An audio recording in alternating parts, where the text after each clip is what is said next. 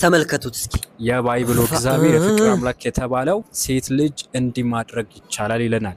አንድ ሰው ያልታጨች ልጃገረድ አግኝቶ በማስገደድ ቢደርስባትና ቢጋለጡ ሰውየው ለልጅቷ አባት 50 ስቅላት ብር ይክፈል። ልጃገረዲቱን አስገድዶ ደፍሯልና እርሷም ማግባት አለበት። በህይወት ዘመኑ ሁሉም ሊፈታት አይችልም ይላል።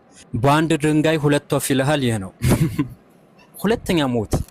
የምር ፈጣሪ እንዲህ አይነት ነገር ያዛል? ይሄ ልጅ እያለን ያለው ሌባ ሰርቆ ቢታሰርና መንግስት ያን ሌባ ይዞ ስላሰረው መንግስት ስርቆትን ያበረታታል ነው። ምክንያቱም ሌባው ሰርቋል፣ ደግሞ ድጋሚ እስር ቤት ቁጭ ተብሎ እየተመገበ ስለሆነ፣ ስለዚህ ለዛ ሌባ በአንድ ድንጋይ ሁለት ወፍ ስለሆነለት መንግስት ስርቆትን እያበረታታ ነው እያለን ነው። ይህ አላዋቂ ልጅ ልክ እንደዚህ ነው የተረዳው። በመጀመሪያ ይሄ ህግ የብሉይ ኪዳን ከ2000 ዓመታት በፊት ያለ ህግ ሲሆን እስከ ሐዲስ ኪዳን ለዘላለም የሚጸና ህግ አይደለም። በዚያን ጊዜ ለነበሩት ሰዎችም በጣም አስፈላጊና ፍትሃዊ ህግ ነበረ። ምክንያቱም በዚያን ጊዜ አንድ ሴት ድንግልናዋን ብታጣ የሚያገባት ሰው አይኖርም። በዘመኑ ሰዎች ትልቅ ውርደት ነው። አንደኛ ይህች ሴት ልጅ ተደፍራለች፣ ድንግልናዋን አታለች። ስለዚህ ታላቅ ውርደት ስለሆነባት የትኛውም ወንድ ሊያገባት አይችልም። ልጅቷም ያለ ባል ስለማትኖር ስለዚህ ራሱ ያዋረዳት ወንድ ለዘላለም ሳይፈታ በእንክብካቤና በደስታ እንዲይዛት ይገደዳል። ሁለተኛም የአባቷን ክብር አዋርዷልና 50 ሰቅል ብር ለአባቷ ካሳ ይሰጣል። ምናልባት የዚያን ጊዜ 50 ብር ዛሬ 1 ሚሊዮን ብር በላይ ሊሆን ይችላል።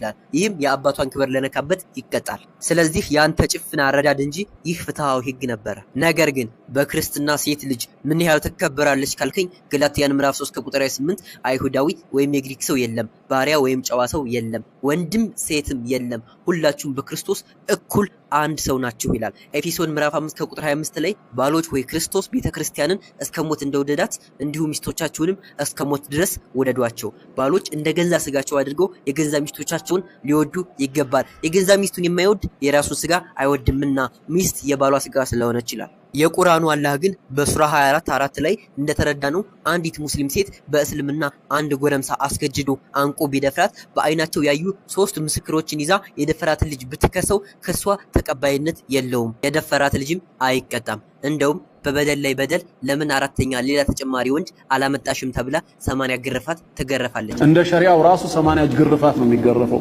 ምስክሮቹ 4 መሆን አለባቸው። አራቱም ደግሞ የሚመሰክሩት እሱ ብልቱን በሷ ማህፀን ውስጥ ሲያስገባ መርፌና ክር ሲሆኑ አይተናል። ይች ልጅ ስትደፈር ስትሰቃይ ያዩ 3 ሰዎች ቢመሰክሩ ተጨማሪ አራተኛ በአይኑ ያየ ሰው ስላጣች ብቻ 3 በአይናቸው ያዩ ምስክሮች እያሉ ክሷ ተቀባይነት አያገኝም። የደፈራት ልጅም አይቀጣም። እንደውም የተደፈረችው ልጅ 80 ጅራፍ ግርፋት ትገረፋለች እንጂ። ይሄ ነው የእስልምና ልጅ ክብር። ሴት መልኳ እንዲያታለህ አትራቃት፣ ብዙም አትቅረባት ይላሉ። ተጠንቀቃት።